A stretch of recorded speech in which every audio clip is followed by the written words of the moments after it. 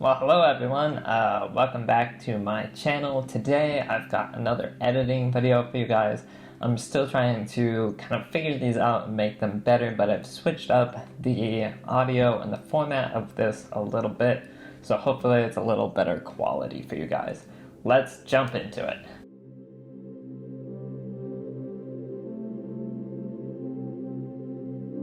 Alright, so right here I've got this picture that was one of my favorites from the last photo shoot.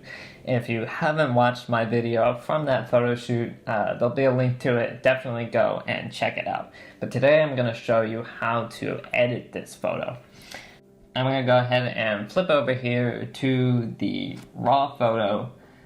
And this is the original photo that came right out of the camera. Essentially, this has lots of data in it, but it has no real processing applied to it, and that gives me the opportunity as a photographer to apply my own processing to the image to do whatever I want with it. Alright, so the first thing that we're gonna do is just take this develop persona of Affinity Photo, which is what opens up when you open a raw file, and we're just going to make some minor adjustments to it to kind of tweak up the exposure, the contrast, the saturation, that sort of thing, and just get a nice even looking image. So I'll just pull this up a bit right here, make it a little bit brighter, and we'll add just a little bit more saturation to it, and we will change our white balance just a little bit because it looks a bit blue at the moment, just like that. And at this point, sometimes I will make a lot of adjustments, and a lot of times I'll just kind of make a few adjustments. But what I'm going to do with this photo is just make a couple minor adjustments there and hit develop. We'll let that process for just a second.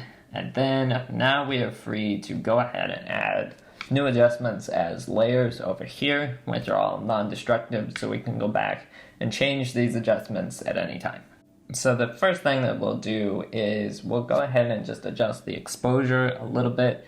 The image is a bit dark right now, and then as you can see, the rocks over here are actually very dark. They're much darker than the rest of the image. And so what I can do is I can actually make the whole image a little bit brighter, and then selectively make the rocks a little brighter as well.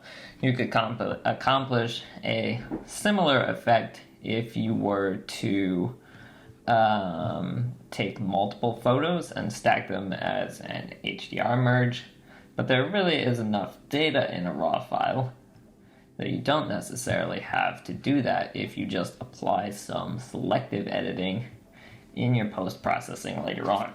So now I've exposed it a little more, and I can go ahead and invert this exposure layer and add a bit of exposure, and then I can just take the brush. I've got the hardness set to 0%, and I'll just paint in white here, which is the unmasking option, and brighten it up and just paint in that exposure where I want it. And we can just add it just like that. And then if you go over a little bit, you can just switch back to black and just kind of paint a little bit back off here and there as you desire. Now we can go ahead and do a similar thing with some of the highlights in the water as well. So I can just go ahead, add a new bright exposure, invert it, and maybe make the brush a bit smaller. And just go over some of those highlights that are here in the water. Just add a bit of exposure to them. And that's a similar effect to what you might get with the dodge tool as well. Just kind of taking that spot and making it a little bit brighter. And then I can also just kind of clean that up a bit. Alright, and so you can see now we've just made those highlights in the water a little brighter, as well as the rocks brighter, and just the overall image. And then what I like to do is just select all of the layers periodically, click them off, and that gives me an idea of where I started and where I'm at now. So this is looking pretty good. We've brightened up this really dark area so we can see more of the detail in our foreground now, and it's all looking pretty nice. So the next thing that I'll usually do once I've got the exposure set is that I'll go ahead and work on my colors a little bit. So what is my favorite thing to do is to add an HSL adjustment layer, which is hue, saturation, and luminosity. And so what this lets me do is I can select either this first color here, and that'll basically adjust the saturation, hue, luminosity of all the colors, or I can select an individual color. So the first thing that I'll do is just saturate all of the colors just a little bit more to give everything a nice colorful look. But then I'll go ahead and select the greens right here, and this will let me kind of change the colors of the foliage in the image without changing the rest of the image. So what I might do is saturate them just a bit more to make that green that's there really stand out. But then you'll notice at the moment it's a bit kind of yellow, olivey looking, and it's not really very nice, and it's not really very true to the color in real life. So what I can do is I can just adjust the hue of it. And so by pulling this hue slider a little to the left, we will see that area get a little bit more kind of blue-green. And that will make it a little bit nicer. And then we can do the same thing with the yellows as well, because some of it actually is just very yellow looking. So we'll just switch to the yellows and do the same thing. Pull the yellow a little bit more toward the blue, and that has corrected this green foliage right in here from a yellow color to a proper green color. Now it might have gotten a little bit yellowed when I actually made the white balance a little bit yellower, but doing that way kind of gives the overall image a more gold look while keeping the green foliage its proper green tone. So at this point, you can see this is looking really pretty good. So obviously here's the original. It was very dark, a little bit yellow looking, and a little bit undersaturated. And now, just in a couple minutes, we've gotten it to this point. So what we might do now is actually go ahead and try to add some rays of light in the center section of the image right here, because one of the things that I remember from being there was that there was really a lot of light kind of streaming down through the trees here. There wasn't a lot of fog to really make light rays, but it kind of gave you that impression as you were standing there. And that's the impression that I want to convey, is the feeling that I felt while I was standing there. And a lot of times for me, when I take a photograph, what my overall impression of the scene is mentally is a lot more than what is actually visible. And so sometimes in my editing process, I will add little enhancements to the photo such that when you look at it, you get more the impression of being there from the visual elements, even though those things maybe weren't quite exactly like that when you were seeing it in person, because you sort of felt that there were light rays shining through that you're just not able to see in the final photo, if that makes sense. So in order to do this, there's multiple ways you can do this, but what I'm going to do is I'm first going to expose the center area a bit more, and this is a technique that I will actually frequently use in my photos because your eye is naturally drawn toward a brighter spot. And so I will just take a brush and kind of loosely paint on some additional exposure here in the middle where the subject of the photo is. And once I do that, you can see that immediately your eye before that was maybe drawn a little bit toward the left side, toward these rocks or whatever, and the center didn't stand out as much. As soon as I click that on, you can see that the center section of the photograph really stands out more. Your eye is just naturally drawn into that brighter, more properly exposed portion of the image. Now, once I've done that, I can go ahead and try to add in some streaming in light as well. So what I can do is add a pixel layer, and I can go ahead and change the blend mode of it, maybe to hard light, and paint on it with a white brush. And also drag it down right over the background.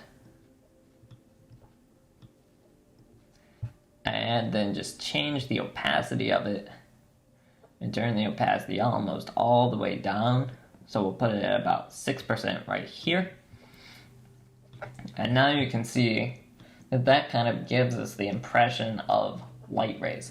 And so I can maybe clean those up just a little bit, right? So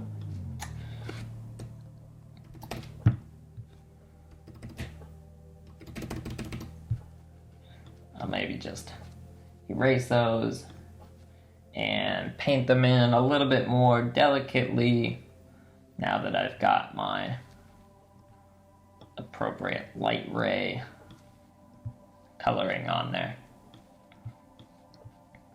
So we can paint them in just like this. And what you want to kind of do is aim them at the brighter portions that are in the image already so that it looks relatively natural. And you can maybe play with the opacity of it just a little bit. You don't want it to be unnatural looking or too obvious. I don't want like a big white stream down there, but just kind of a gentle, maybe foggy light ray kind of a look.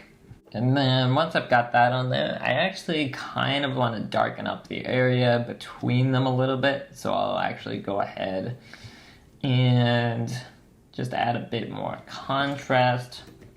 Again, invert that layer and paint it back on with kind of a small brush.